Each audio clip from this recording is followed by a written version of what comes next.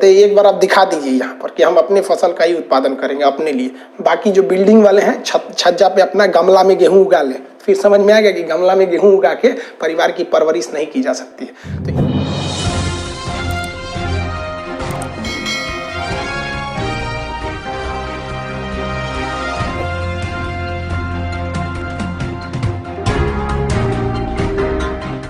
देखिए, आपको एक सीधी सी बात बताते हैं, दुनिया में अधिकार कभी मांगने से नहीं मिला है, इसे छीनना पड़ता है। आप किसान लोगों से हम कहते हैं कि आप सरकार के आगे जाइएगा, कुछ नहीं मिलने वाला है आपको, चाहे कोई भी सरकार हो। अगर आपको भारत में अलग अलग राज्यों में अलग अलग सरकार है, चाहे वो पूर्वोत्तर भारत हो, बंगाल हो या साउथ में हो, कहीं पे भी आप किसान कहीं का खुश नहीं है।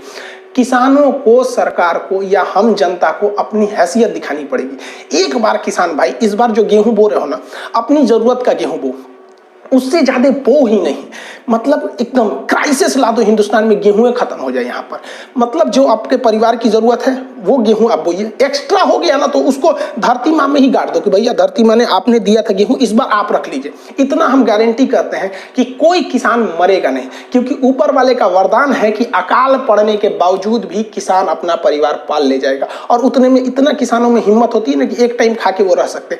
एक साल बस ऐसा कर दो कि आप अपनी फसल केवल अपनी जरूरत का उगाओ, उससे ज्यादा होता है तो आप बेचो ही नहीं और रख लो एकदम, या अगर ज्यादा हो गया है तो उसे रख लो और अपनी मन मर्जी के हिसाब से गेहूं जो सरकार, आप क्या कहते हैं कि सरकार से हमारी गेहूं को 21 रुपया खरीद लीजिए, सरकार नहीं खरीदती है वहां पर, तो आप उससे कहिए कि अब हम गेहूं नहीं देंगे, तो 40 रुपया जब गेहूं बिकेगा ना, उत्पादन ही नहीं होगा, हर चीज खत्म हो जाएगा। ये कपास किसान बेचारे महाराष्ट्र में दया आती है, किसानों पे सुसाइड करते हैं कपास के किसान सब। इन कपास के किसानों के बदौलत गुजरात, राजस्थान, गुजरात, महाराष्ट्र, मध्य प्रदेश और कर्नाटक का जो सीमांत एरिया है महाराष्ट्र से सटा, उनके कपास के उत्पादन से आज हम लोग 600 रुपये में अच्छे कपड़े मिल जाते हैं आपको, 400 रुपये में शर्ट मिल जाता है, 500-600 रुपये में स्वेटर आराम से आप पहन सकते हैं इन किसानों के दम पर। लेकिन इन किसानों के बदन पे अच्छे कपड़े नहीं मिलेंगे, क्योंकि इनको लोगों ने दबा के रखा है।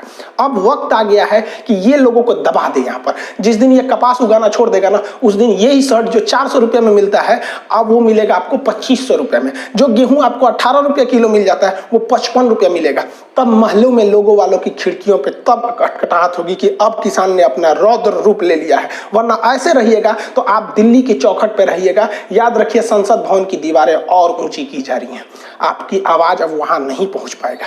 ये ऊंचाई तो अंग्रेजों की थी जो 1927 में बनाई गई थी, लेकिन अब जो सेंट्रल विस्टा संसद भवन बह रहा है, वहां इतना ऊंचा है कि हम किसानों और मजदूरों और गरीबों की आवाज अंदर बैठे लोगों की कानों तक नहीं पहुंच सकती है। इसलिए अब आपको मजबूर करना पड़ेगा कि सरकार या अमीर लोग या बड़े बड़े कॉर्पोरेट लोग आपके दरवाजे पर आए और कहें कि हे अन्नदाता, अब आप किसान उगाइए अपनी फसल और हम आपकी बात को मानने के लिए तैयार हैं। एक साल करके दिखाइए, एक साल आप मत उत्पादन कीजिए, फिर देखिएगा ये इंटरनेशनल न्यूज नहीं बनता है, तब कहिएगा ये गांधी का देश है, गांधी का ही फॉर्मूला अपनाना पड़ेगा। असहयोग आंदोलन की जरूरत दोबारा है और हम तो आपसे कहेंगे कि असहयोग आंदोलन जो था, एक बार उसका दोबारा शुरुआत कर दीजिए। इस बार से शुरुआत कर दीजिए, 2020 से 100 साल की वर्षी पर एक बार फिर से असहयोग आंदोलन चलाइए और 2020 से 2022 तक, जिस तरह से वो 1920 से 22 तक चला था, इसको भी चलाइए। और अनाज के क्षेत्र में दिखा दीजिए कि हम किसान अब अपने हक के लिए लड़ चुके हैं। क्योंकि अगर आप ऐसे हाथ पे हाथ रखे रहेंगे तो अंग्रेजों से लेकर, गुलामी से लेकर आज 2020 तक किसान बदहाल है, क्योंकि उसका मिसयूज किया जा रहा है। आप सजग होइए, वरना आपकी फसल को कभी भी उचित मूल्य नहीं दिए जाएंगे। लेकिन हम किसान यूनियन वालों से भी कहते हैं, एक बार आप दिखा दीजिए यहाँ पर कि हम अपने फसल का ही उत्पादन करेंगे अपने लिए। बाकी जो बिल्डिंग वाले हैं छज्जा पे अपना गमला में गेहूं उगा ले, फिर समझ में आएगा कि गमला में गेहूं उगा के परिवार की परवरिश नहीं की जा सकती है। तो इनको इनका अधिकार मिलना चाहिए, वरना भगवान भी हमें माफ नहीं करेगा।